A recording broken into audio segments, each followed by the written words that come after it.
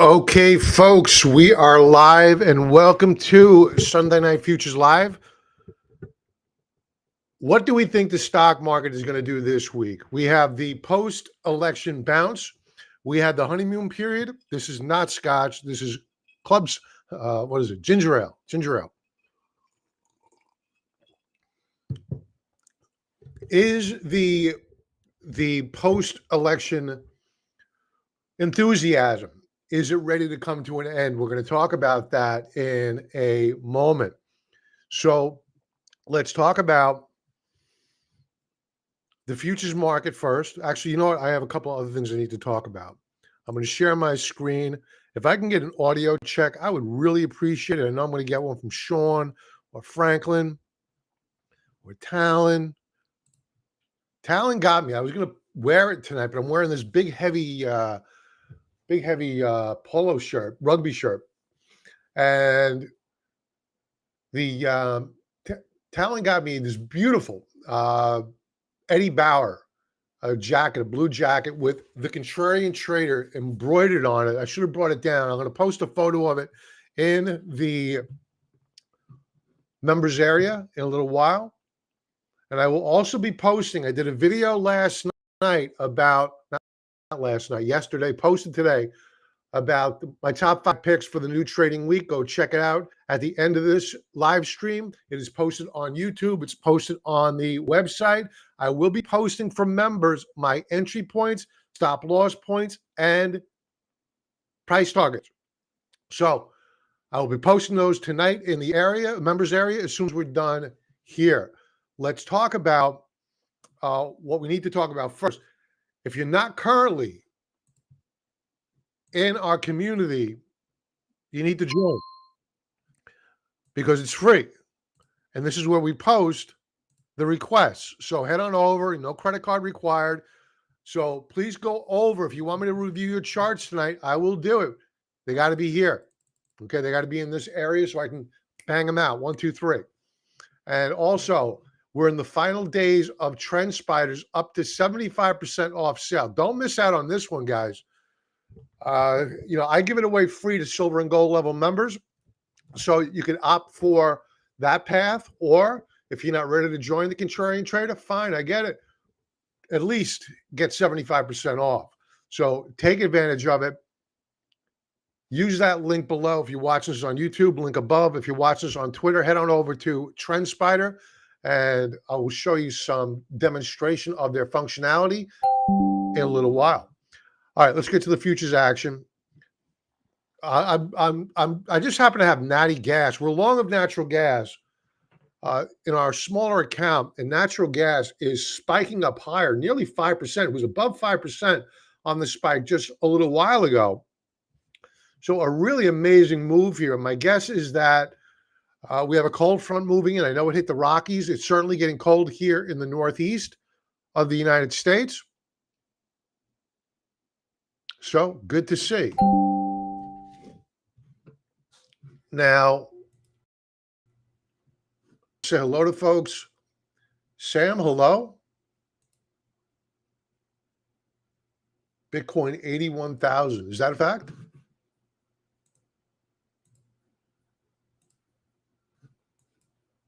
Ooh, wow. Wow, that is a fact. Mr. Sean, thank you, sir. We got multiple audio checks. The more, the merrier. RL, thank you, sir. Sam. Awesome. Thank you, Sam.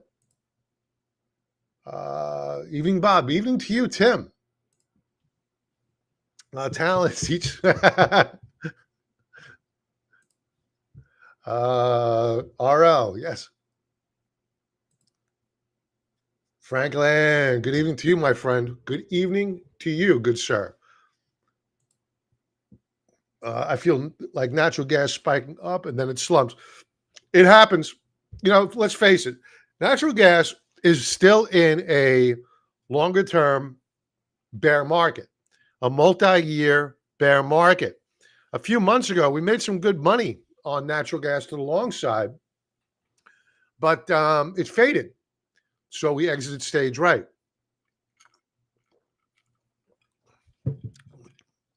Trader Isaac, welcome. Danny, welcome. All right, let's get to it. Let's talk about the futures action.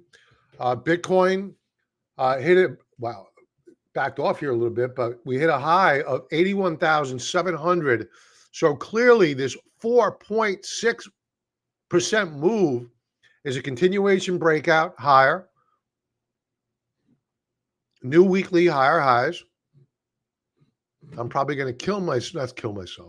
I'm probably going to hit myself tomorrow because we sold our position in Coinbase on Friday. Let's talk about equities first. We'll go through the normal. Wow, we're gapping up here already. We have the NASDAQ 100 up over a quarter basis point.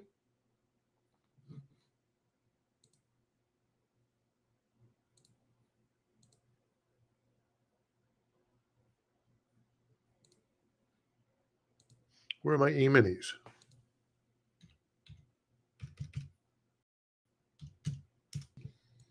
E-minis gapping up as well, 0.15%. Let's take a look at the Dow. Dow up spot 0.04%. I'm eyeballing a head and shoulders setup here. It's only a 5-minute chart. Let's pull back to a 30-minute.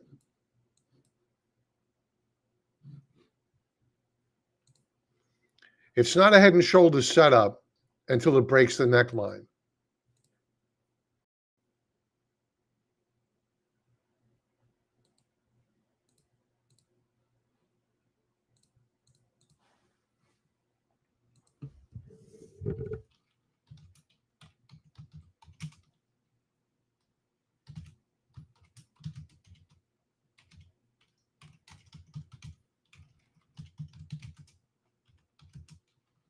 Now, the reason why I'm setting up these alerts, I'm looking with a bearish eye on the equity markets is because we're going to pause here. It's going to happen. As sure as God made green little apples. And it's going to happen on a day when you have bright green futures in the morning. We are now up nearly a third of a percentage point. So the rally just keeps on going. That was the NQ again. Let's take a look at the RUT, Russell 2000 small caps.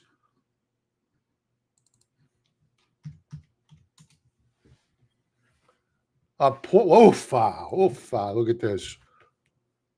A 0.8%. Mama Lucian. Very interesting. I want to go back to the NQ for a moment. I want to see how the options are priced. Actually, we're just going to go with I guess we could do the NQ. Options are pretty expensive.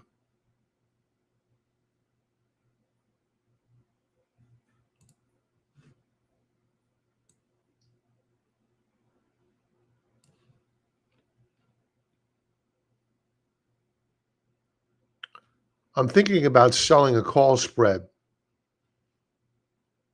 as a trade because we're now entering a very, very parabolic phase of this rally. I think it still has legs here, but the higher they take it up without a pause, the greater the fall is going to be. And I'm not saying we're going to crash or anything like that. I'm just saying we need a pullback.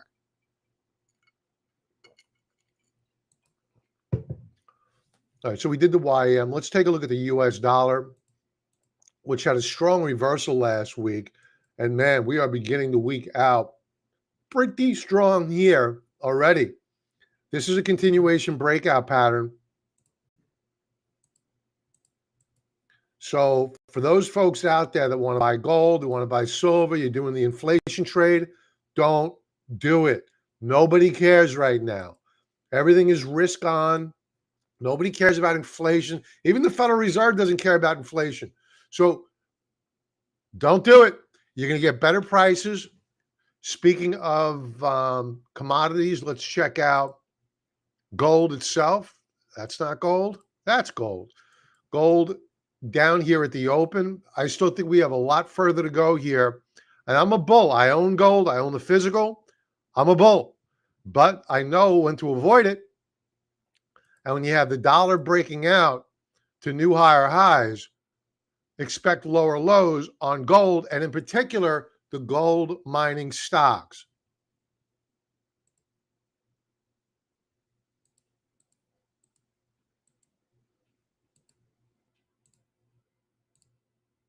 So here's your downtrend channel on a 4-hour time frame on gold. So if you look at a swing trade, there's long short. Well, you're at a great entry point to short it with a stop right below, above the 21 period EMA. I would just wait for a break of the support level here.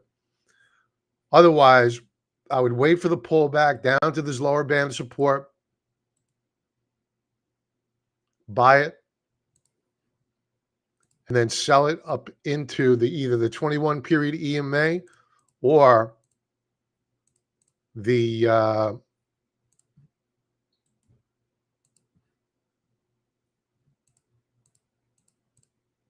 upper band of resistance here in red. So I do believe that gold is going to fall. As a matter of fact, let's put up an alert. I am not short of gold. I think we're going to have a great buying opportunity soon, but now is not the time. That's gold.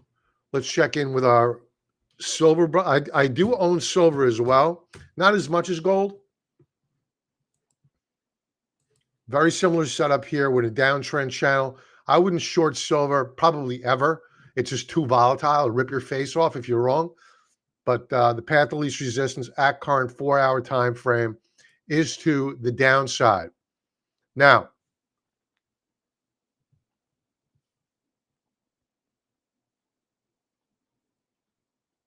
I want to talk about live cattle. Now, you may be saying to yourself, why do we want to talk about live cattle? How is that relevant? It's relevant because I've been saying for a while now that if you have a Trump victory, you'll probably get a breakdown on live cattle. What did we do last week? We broke down. But I was saying it for the past couple of weeks. Expect a bearish move on live cattle. Why? It's because the left has a war on protein. Remember, when cows flatulate, supposedly they melt the icebergs. Okay, I don't make this stuff up. It's what they say, and it's their gospel. So if Harris would have gotten in, you could bet your bottom dollar that the cattle stock here in the United States, which is already at its lowest point since 1965, would get a lot smaller. And even the Brazilians can't produce enough meat now to export to us. So shortages now with the boot off the back of ranchers, and they're able to get back to normalcy. What's going to happen to the price of live cattle? It's going to go down. So we broke support last week. What I want to do this week is I want to watch for a check back. What might that look back? 30-minute chart. I want to see a rally here. Ideally up to here.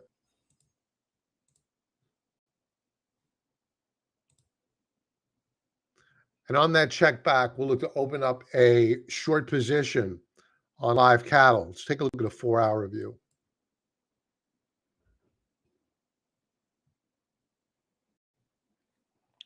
I have an alert set up here if we break to new lower lows. We may just do it tonight. Ideally, we get a rally and we enter short. But we'll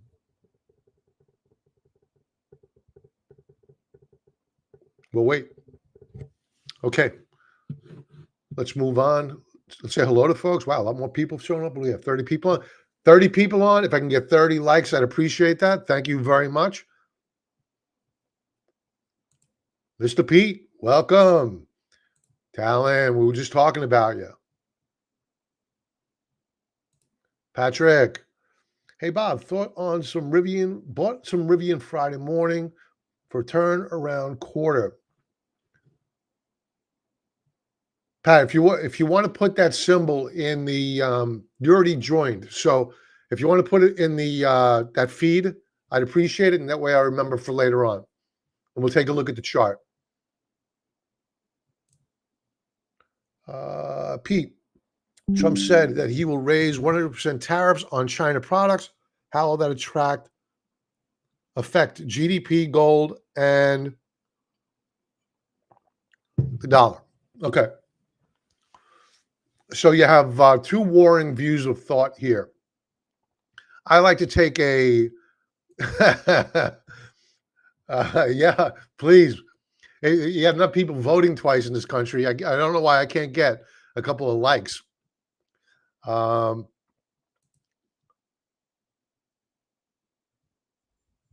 when you like the stream, make sure this. Okay. Thank you for that. It stays white. Okay. Thank you for that. All right. So there's a couple of schools of thought here. So remember that Trump is playing the Theodore Roosevelt game of diplomacy. Uh,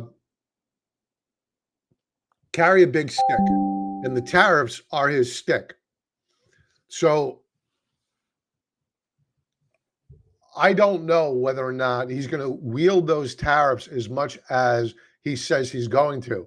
He did it during his first administration, and those tariffs are still on to this day. So will he do so, or do we reach an agreement with China? Is there a trade deal that's achieved before those tariffs are put into place? My guess is that the Chinese are saying right now, let's cut some sort of a deal to avoid those tariffs.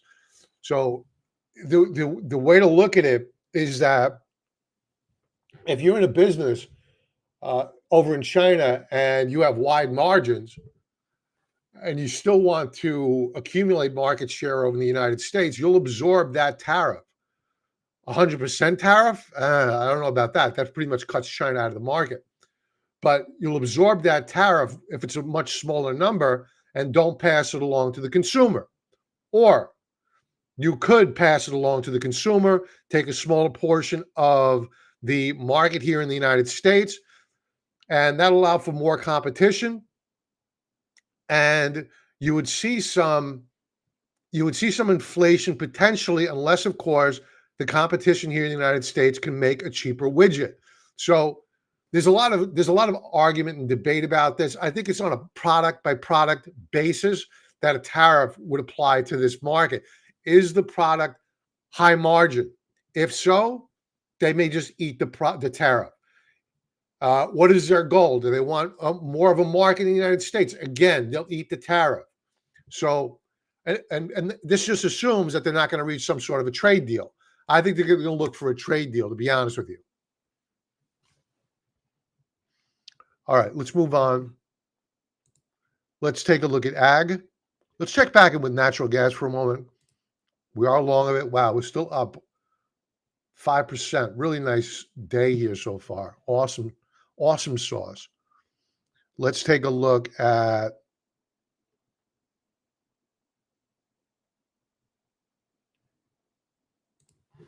soybeans.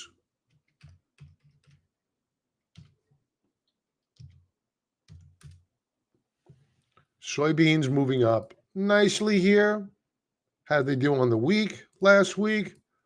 They broke out. Soybeans broke out. Let's check out corn.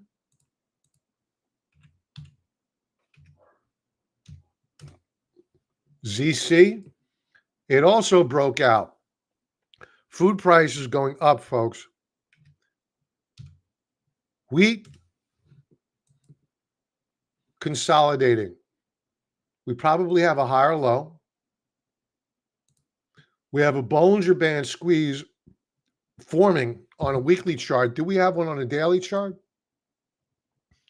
As a matter of fact, before I change this, we're on the 2 standard. Good. That's what we want. Let's go to a daily chart here.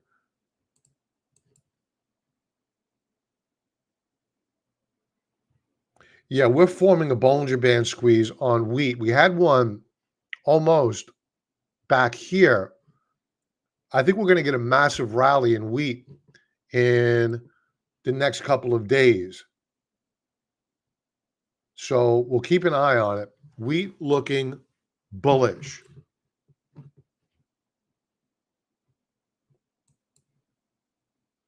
I just lost my feed. Okay, there it is. Okay, you folks are back.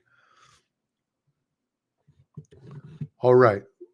What else? Oh, we need to go over energy.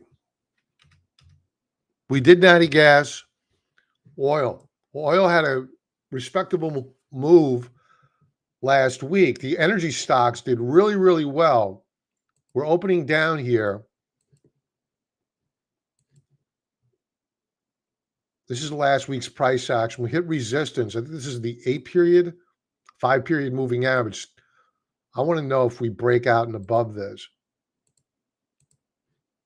With the transports breaking out last week as they did, one would have thought that oil would have followed. It didn't. But the energy stocks, they sure as hell got the message. Pardon the HELL, family-friendly show. I'm very embarrassed. All right, what else do we need to do here? I think we're good. 10-year yield gapping up about 1/3 of a percentage point. NASDAQ near session highs, volatility down about 2%.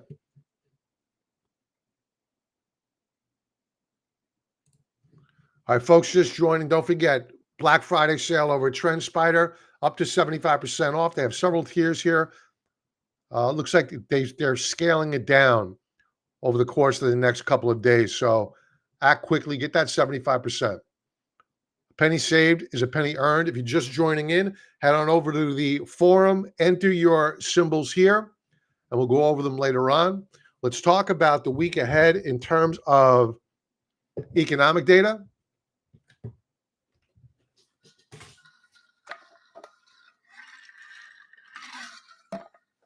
Tomorrow, to all our veterans, God bless you. We love you. You have a home here at the Contrarian Trader.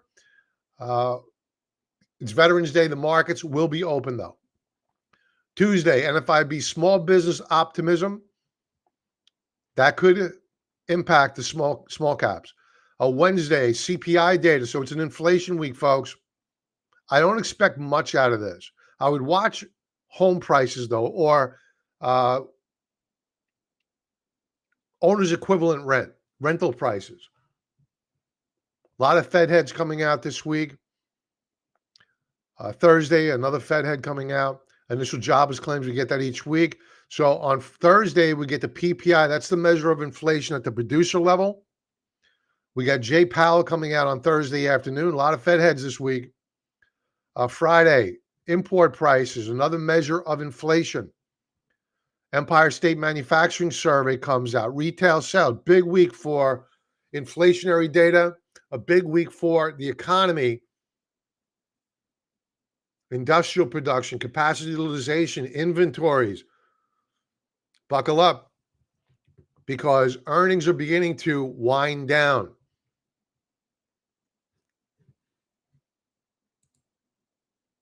Speaking of earnings,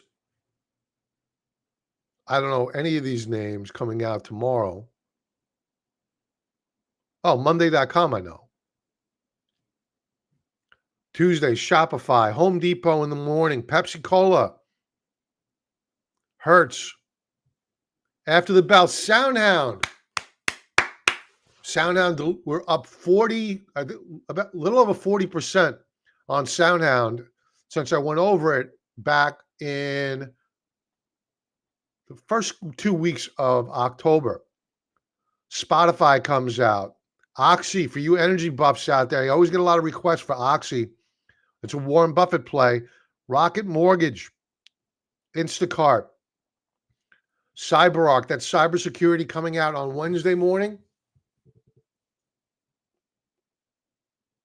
Cisco Systems after the bell. That chart's setting up nicely. Disney, Thursday, pre-market. JD.com, we have some Chinese stocks coming out. Advanced Auto Parts.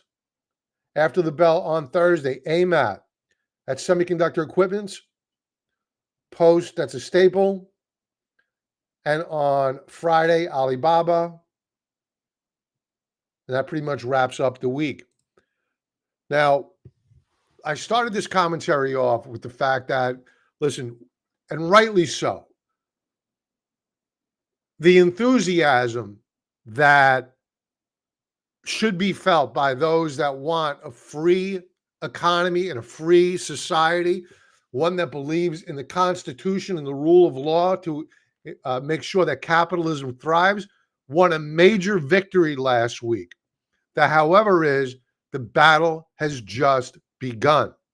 So when it comes down to the policies of President Trump, cutting taxes, that's going to keep the Federal Reserve saying, oh, well, we don't know what's coming down the pike in terms of fiscal policy coming out of Congress and the White House. So they're going to be very, very careful moving forward with cutting rates if they believe that you have inflationary pressures on the economy. Because it's inflationary, because what's the Federal Reserve, what's the federal government going to do? They're not going to stop spending. They're going to continue spending. So if they're not going to take in that tax revenue, then they need to borrow more.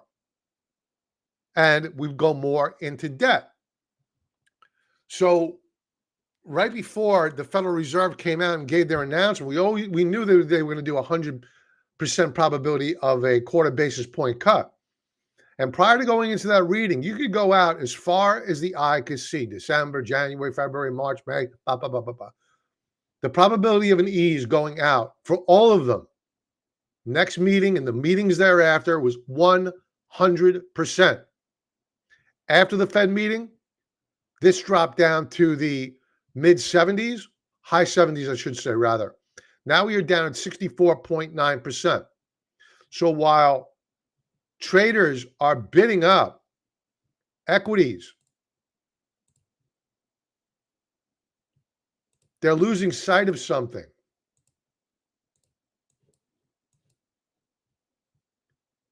What caused the equity markets to rally to begin with months ago? It was the promise of rate cuts. But the promise of rate cuts are coming under a massive amount of pressure right now. So are we going to get rate cuts moving forward? If so, how many? Do we go every other meeting? Will the market be satisfied with that? So just something to think about. What's the catalyst for the market going up higher? Cheap money. Okay. Right now, that cheap money is coming under threat. Valuations. We're stone's throw away from the October, let me get October up here. October 2021 high of 38.58 Schiller PE multiple on the S&P 500. We're at 38.25. Do we take out that high? I think it's very probable that we will. Do we stay there? Different question. But we're in a seasonally favorable period of time, and one that favors equities. Let's face it. The Buffett indicator. We are at historical highs on the Buffett indicator. So as measured by the Schiller PE multiple, as measured by the Buffett indicator, we are very, very overvalued in this market.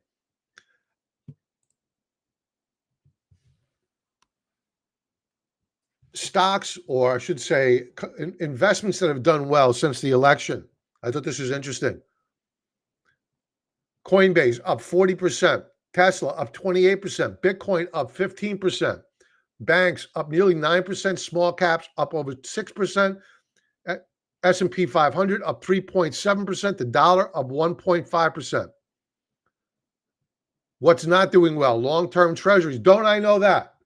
Don't I know that? I own TLT, my worst performing position. International stocks are down. Why? US dollar up, yields up. even though yields pulled back late last week. Oil down 2.1%. Gold, this is going to get worse, down 2.2%. China down 3.6% because they know what's coming. Trump media down. That's a sell the news trade. Volatility down 27%. So, moving on. We've all heard about a crowded trade, right? We are in a very, very crowded trade, and that is the equity markets. Americans have a record amount of their assets invested in stocks, exceeding the highs seen during the internet bubble that imploded in 2000. So think about this. Think about how heavily invested the American public is in the equity markets. Now, as a contrarian, I think this is great that you have so many people participating in the American dream. It's great. The problem is that when you get extremes, as we're seeing right now in terms of valuation, and I have other metrics that we can measure as well to tell us that, we have kind of a bit of a problem on our hands when it comes down to the irrational exuberance that we're seeing right now. And we're still, 65 days out from the inauguration. So this is a crowded trade. The equity market is a crowded trade. We don't want to ignore it. We want to respect it. Is there more room to run? Yeah, there's more room to run. The problem that I see here is that there's not a lot of cash on the sidelines to help come in and shore up this market. So people are not keeping a big hoard of cash on the side to take advantage of these dips. So one of these dips one day is not going to get bought. Could be next week, could be next year for all I know.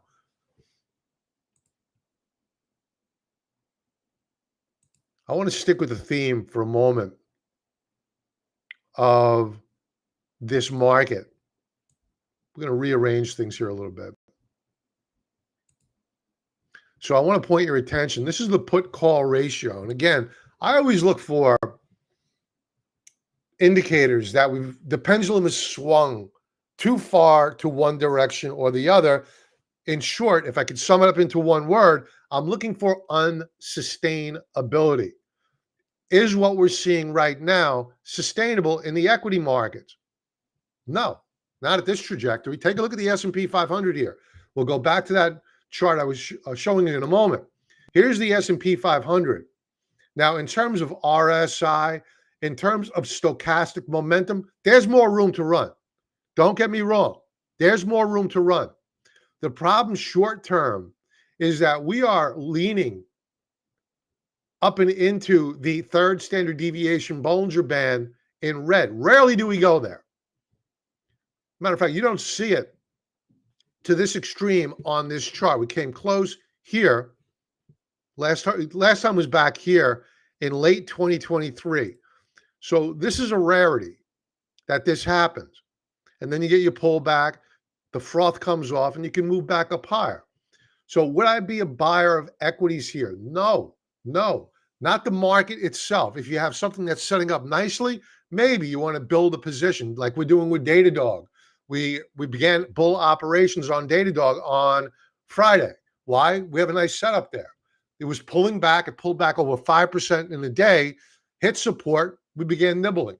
We have a Bollinger Band squeeze setting up there. I think that we could take this thing up higher. Ideally, the froth comes off the market, and then we see both firm up, meaning Datadog or whatever stock we're looking to trade, along with the markets, and then they both begin to move up higher in tandem. So very, very short term, frothy. We need a pullback. So that's why I'm looking to sell premium, sell a put spread, short-term trade, and get out quickly. Another chart to take a look at before we move on is the triple Qs. Daily chart. Look at this.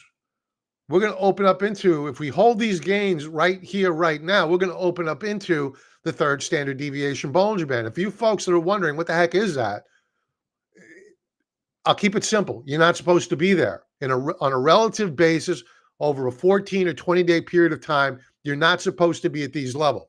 Not this quickly. It's just unsustainable.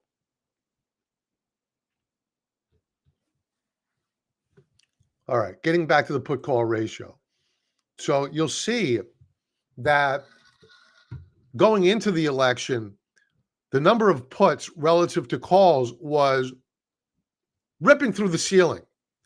And by the end of the week, we were back down to near extreme lows on the put call ratio.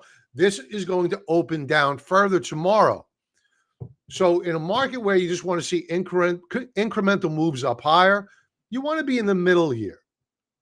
You don't want to be at the very low of this range. You don't want to be at the very high of the range. You want to be in the middle. And the market goes stair stepping up higher, bit by bit, day after day, and you enjoy your bull market. We're not there right now. The pendulum is swung too far bullish. Not enough puts are being purchased. Therefore, this is telling us that the general public, even institutional money, is a bit overzealous at this point in time. Advances versus decliners, weekly time frame. We still have net more advances versus decliners on the NASDAQ. The problem is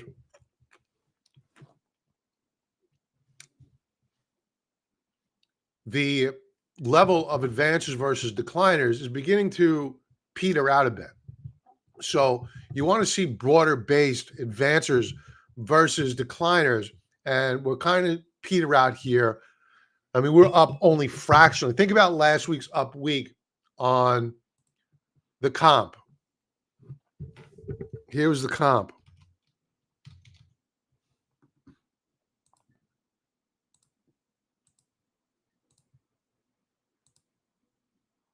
Up nearly 5.75% on the week last week.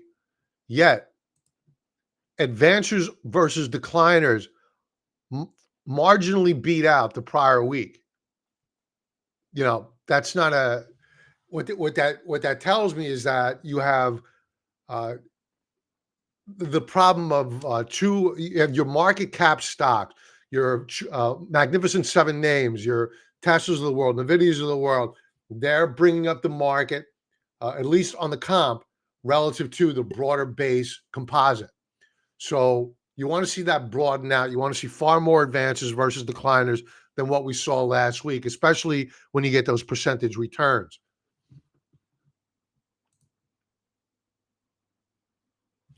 So on the economic front, so this is the employee to usually work full time. We've gone negative here, and we've been negative for a couple of months now. So employment is a bit of a problem that has yet to be addressed, and it puts the Federal Reserve in a bit of a quandary.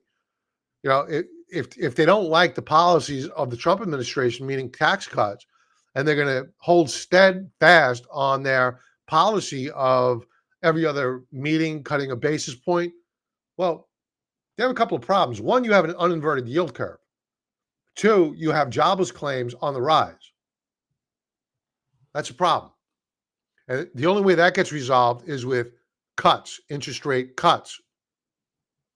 You could do it now, small increments, or you could do it later with a Sunday night 3/4 basis point cut that scares the hell out of the market. And we've seen that before.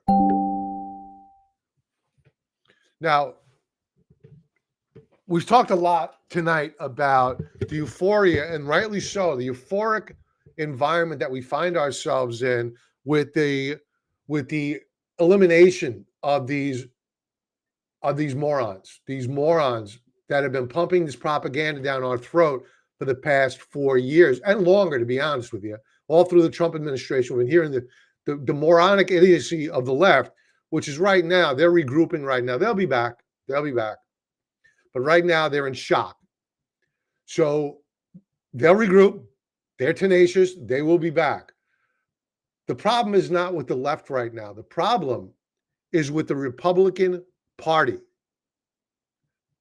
I repeat, the problem is with the Republican Party, and add to that the deep state, the Pentagon, the CIA, FBI, because they're already hatching and plotting, and we're going to talk about that now for a moment. Let me make sure I set up the audio properly. I'm going to play you a brief clip. I'm going to stop sharing. Then I'm going to reshare, Audio is on. So these guys have been very, very busy this weekend colluding against the, not even, he's the president-elect, but they already try to hamstring him. Let's talk about it. At the Pentagon, I don't know at what level this is. It just seems like it's informal discussions. I guess it's understandable they would have those discussions. It also, Scott, is it? Look, I don't like this because what's Donald Trump supposed to think? You know, he's sitting down there, he's the president-elect, and now he's got to read the newspaper tonight that the unelected bureaucracy of the federal government is having meetings at some level about how to thwart or countermand the commander-in-chief. I don't care if it's at the Pentagon or at the HUD or Ag Department. It doesn't matter. The unelected bureaucracy of this government answers to the civilian and duly elected leadership that we just did. And what if you were in his shoes and you just won the popular vote with a clear mandate, and now you got to read that these unelected bureaucrats are plotting against you? What would you think? If But they I have think problems, there's a reason if for they that, let me though. finish. If they have problems, they should not have meetings that then leak to the press. If they have ideas or things, they should call the president's office and say, hey, we'd like to have some discussions for planning purposes. But secret meetings that leak, terrible way to get off to a start with the new administration. Well, I agree. So it's begun. It has already begun. I had an article up here.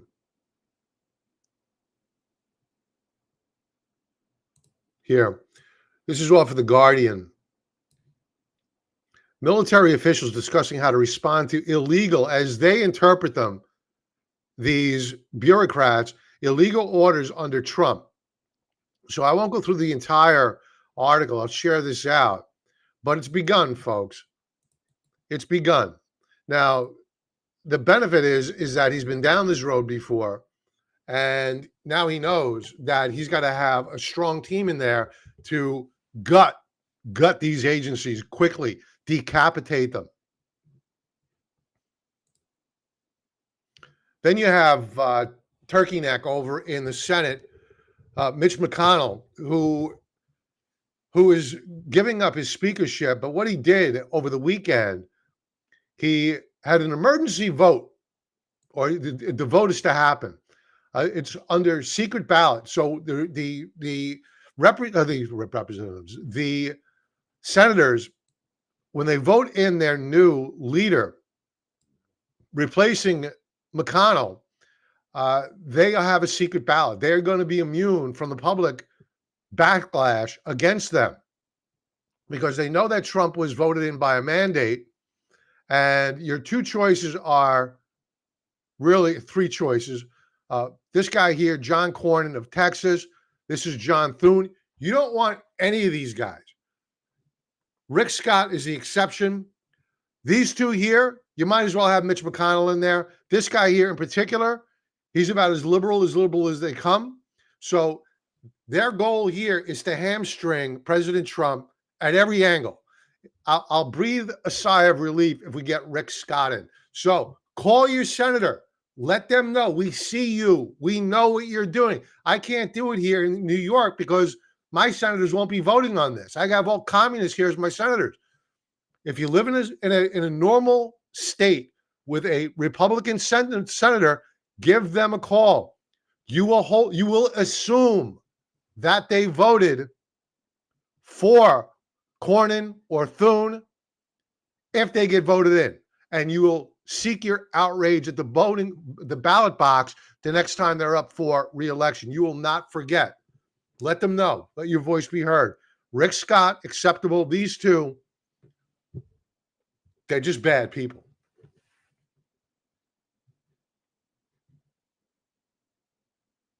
So I want to talk about a potential short. I'm going to catch flack on this, but that's okay. And the short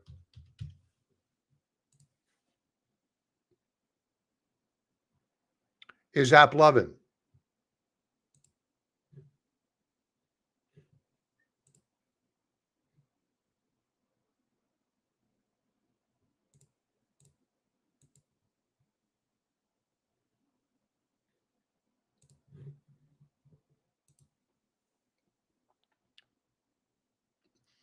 I hate talking politics, but you are 100% correct.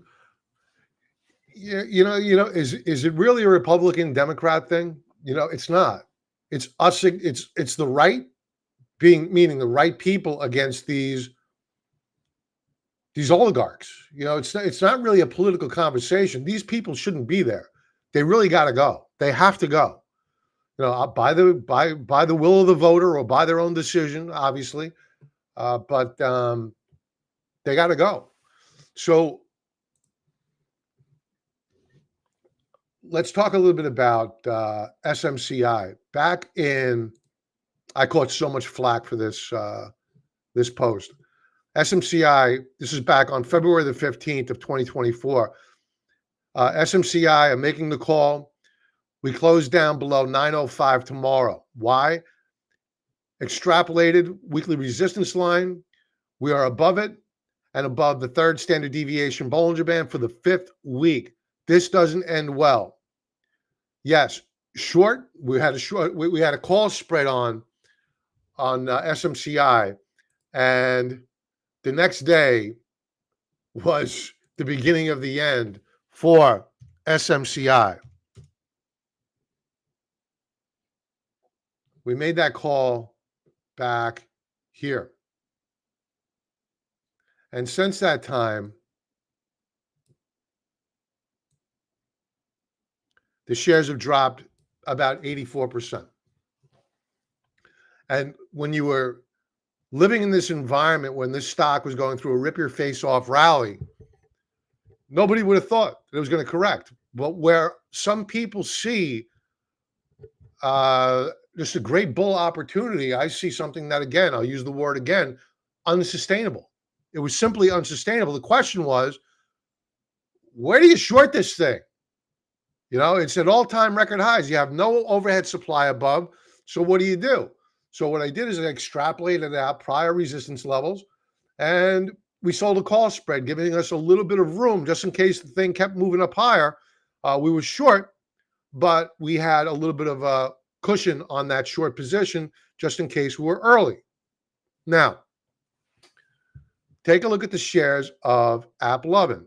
Go back. This is a weekly chart. SMCI hit RSI high back then of 94.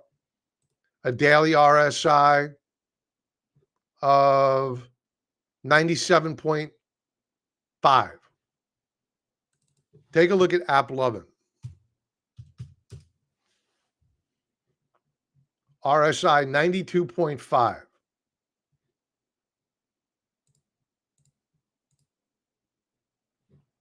That's a daily chart. RSI weekly chart 97.87. So the question is, where do we short it? So we bring in our good friends over at TrendSpider, and I was able to identify using a monthly chart where I believe to be strong resistance. Doesn't mean we can't trade above this. Just like on the weekly chart, going back to SMCI, we traded above this massive that massive resistance level on SMCI. The question is, do we close there? So I'm going to be looking for a breach of this resistance level, which is at current. It'll be just above $300 per share.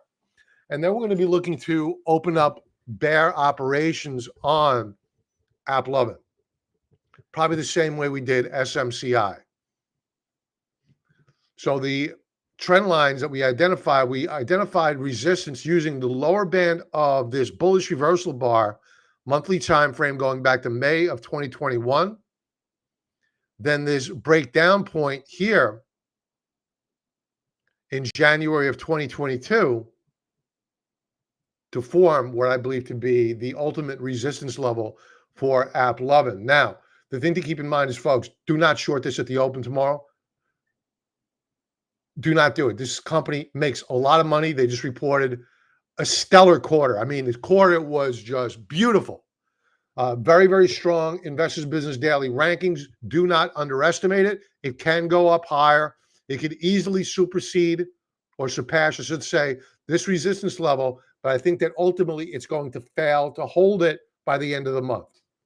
So do not get too aggressive here. And if you're not familiar with my shorting style, I would just avoid this. All right, you need to build a position, add in increments, and we have other certain criteria that we use. If you're curious in joining in on this trade, join up 14-day free trial offer.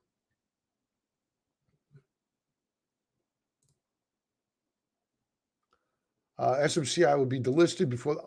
It's looking scary that way. Yeah, that's shocking. Shocking. Yeah, Danny, it's a sad state of affairs. It really is. I don't like talking about politics with people. I know that 50% of my audience is probably on the other side. I know that could be alienating people. I don't want to do that. I really don't.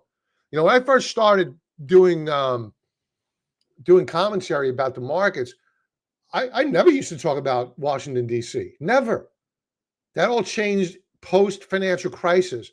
And that's when the real estate in Arlington, Virginia, and the surrounding towns in that area started going through the roof because Obama came in and it was just the new era of big government. And the power left Wall Street and moved down to Washington, D.C. Not that they didn't always have it, but that's where the money went to. So you had to start watching what they were doing. Back then, before 2007, 2008, I was always looking at the big banks in New York City. Now I'm looking at Washington, D.C. to see what the hell they're doing. So it's the times that we live in.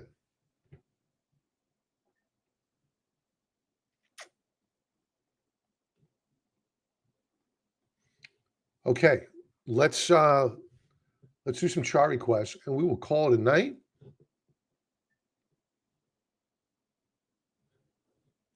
Let's see what we have up here. I had to go to the members area. We have a members area as well. I got to check that. And the public forum. All right, let's go to the members area.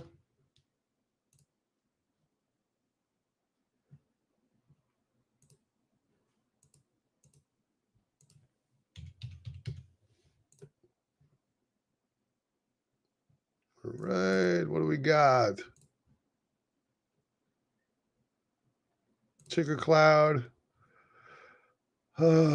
We have Oxy. Well, they're reporting next week. Oxy's reporting.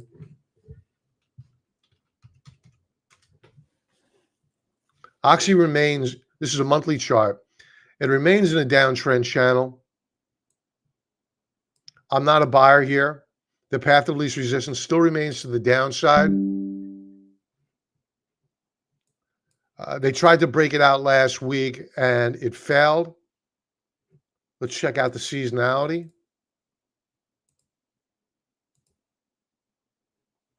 Seasonality is favorable this month, but only fractionally.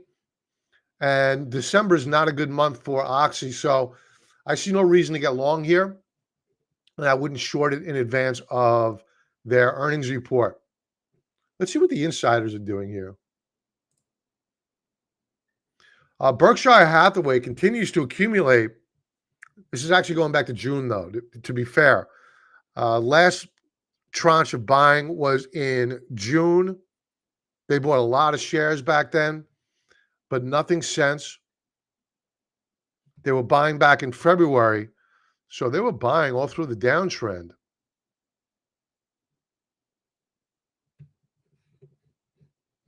So Uncle Warren was averaging down. So I don't see a reason yet. Now I would never bet against Warren Buffett, but right now the chart's just saying, wait for a better price. You know, because we broke out back here the week of September the 30th, failed to hold that support level. Right here, 2 support levels failed to hold. You know, if it holds this support level, that may be interesting. But right now, if you're going to do it, dollar cost average in. I'm sure it's going to bounce back, but right now, I don't see any reason to buy. What else do we have? Apple.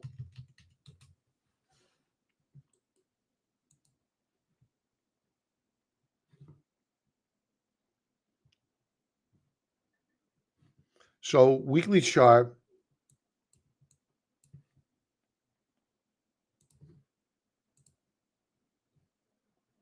Apple not looking good here.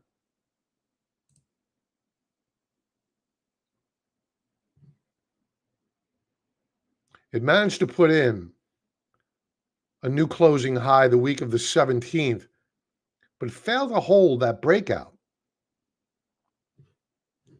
I am not a big fan of Apple. I think Tim Cook's a great CEO. I just think that they have a problem with, this is bad. We broke down on a weekly time frame. We had a check back last week, and usually these fail. I think that Apple could be a short if we close down below 220.09. I would be okay with opening up a small short position now and then adding more down below 220.09. Apple's not looking good. Daily view. As a matter of fact, let's bring up the automated trend lines.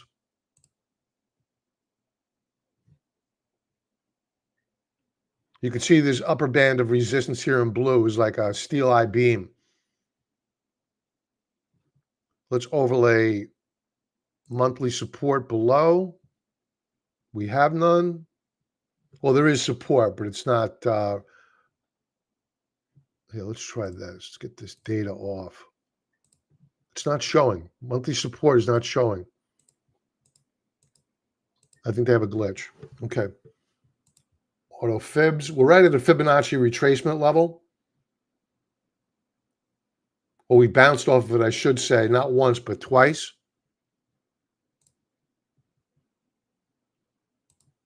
Let's go to a daily view. Daily view, we were down on Friday with a bearish reversal bar. You have a Bollinger Band squeeze setting up here. Bollinger Bands are tight in red within the Keltner channels.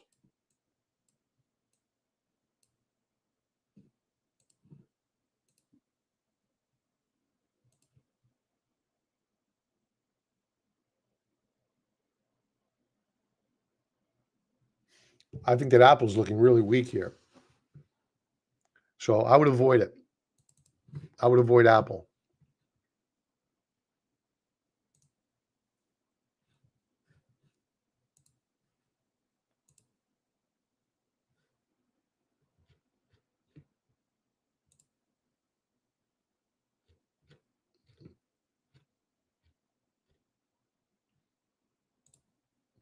All right, what else do we have here?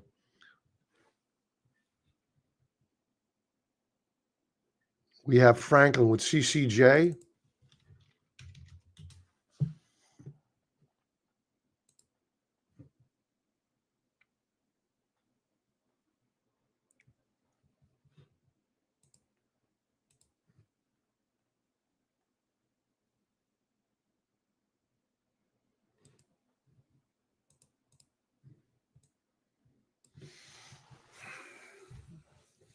I don't like the price action here.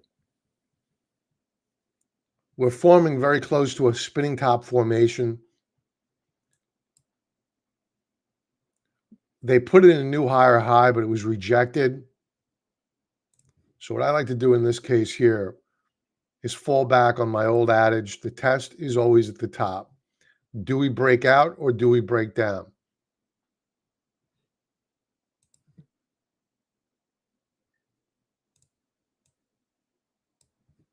I think we're in a new trading range. The high of that trading range is $56.27.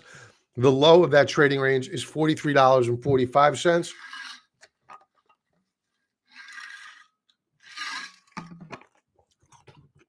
go back to the weekly chart.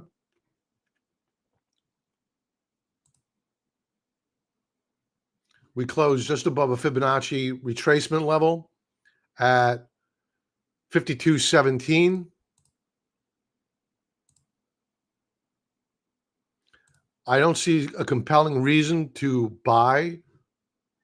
Oh, well, this is interesting. All right. It looks as though we broke out on the 7th, did a retest on Friday.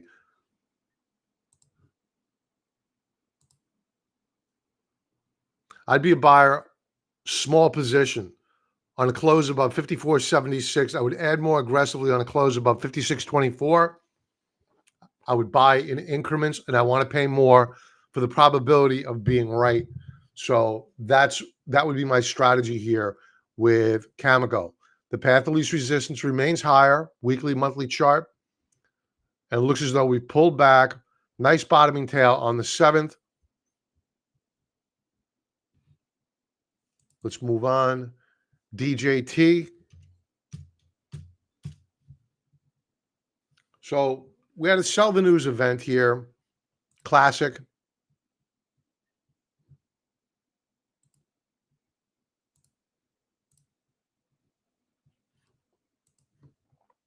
Would I buy this?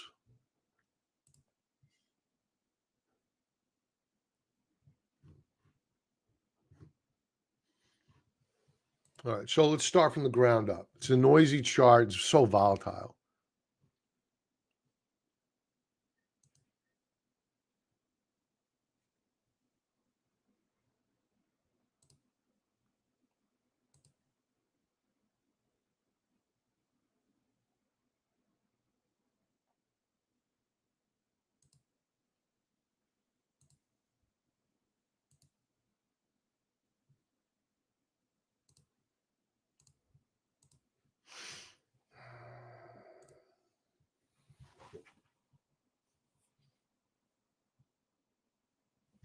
You have overhead supply on DJT right here at around $37 per share.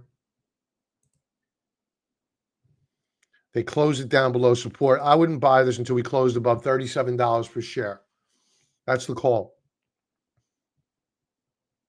I don't know what the fundamentals here. I couldn't imagine that they're great.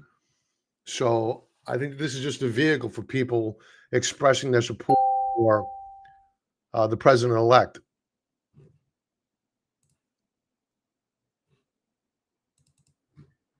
Let's move on to XBI. Look at Trader Isaac posting his own charts using TrendSpider.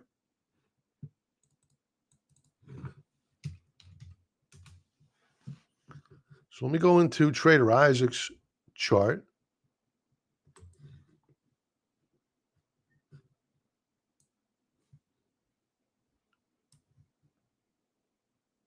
Did you get the sale price, Trader Isaac? XBI.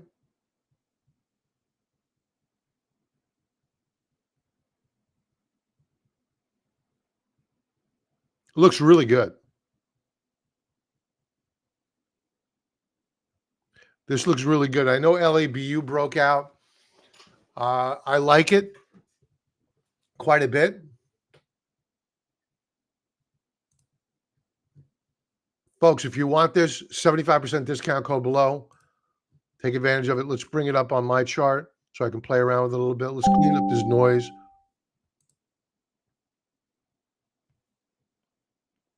So here's the weekly view. Yeah. We're going to probably check back to 103.57. This week, I'd be a buyer at that level. Daily view.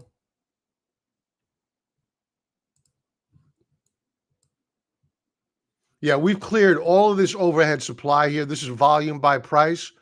We could take it off. But all these bars represent volume shelves at different resistance levels. And we've cleared all those hurdles. This is clear blue skies time.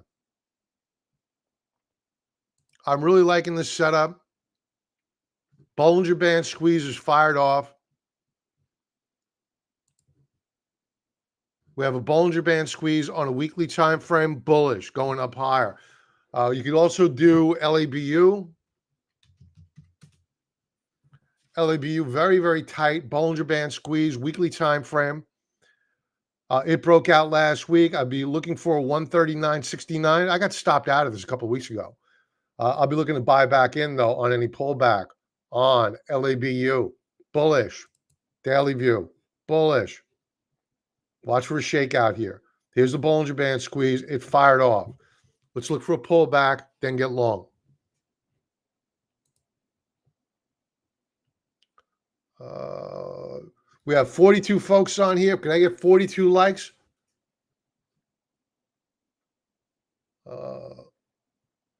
Please, I beg of you. Where did my list go?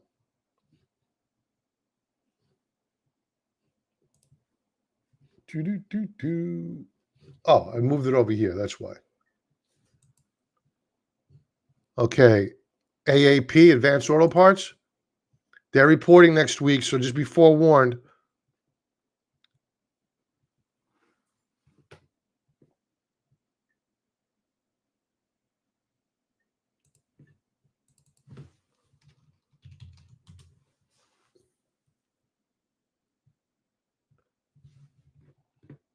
I like the daily chart.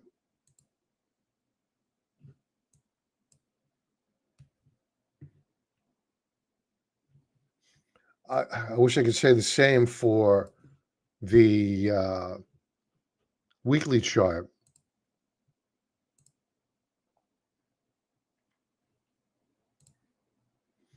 Their revenues have taken a real hit of late. These past few quarters have not been kind.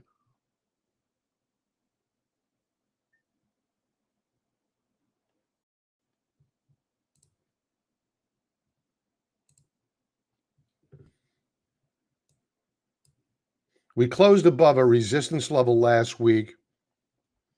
I'm not a buyer into earnings. I would not do that. I would wait until after earnings, see how it behaves.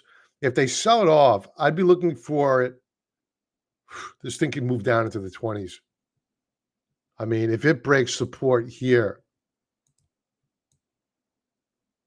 at 35.31, you're looking at a 20 handle before this thing finds real serious support below. But if they beat and they close it above 35.31 by the end of the week, I'm good with a buy here because when you take a look at a daily chart, very, very tight Bollinger Band squeeze setting up here.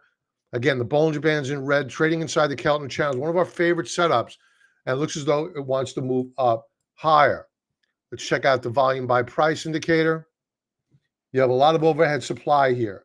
So I'd be really bullish on a close above 41.56 per share. Bullish.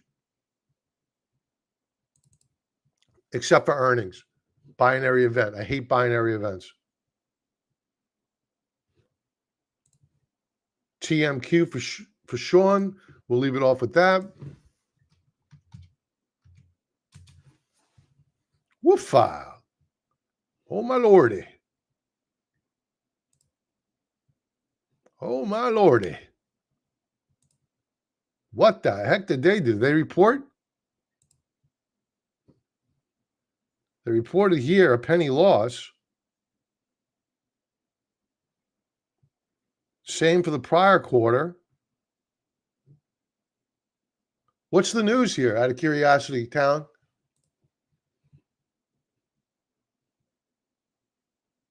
So on this chart here, you're going to have a lot of overhead supply up at $1.08 per share. We pierced it. They knocked it back. We are at current trading above the 2 standard deviation. I'm sure if I amend this to a 3, we are above it. I can't buy this, and I doubt you're going to get the shares to short, nor would I want to short it. We've taken some of the froth on a daily chart. That weekly chart haunts me. Doesn't mean it can't move up higher. It's a Trump play. Okay. All right. If you're going to do it, you got to use a tight stop. I don't even want to tell you, below 96 cents. If you're really brave and you have real high risk tolerance, right below 82 cents. If it drops back down into this trading range below 81 cents, that's a failed breakout. So I would prefer as a bull for it to trade sideways for a couple of weeks and then proceed to move up higher. But you do have a lot of overhead supply up here. So I would be very, very careful. Now, a good pullback point would be here as well, 88 cents. If they pull it back to 88 cents, that's a great risk reward entry point because you could set your stop right below this daily volume shelf. Small risk, a lot of reward. That's the way I would do it. All right, folks, thanks for being here. Have an awesome and profitable trading week, and I will talk to you soon. Be well.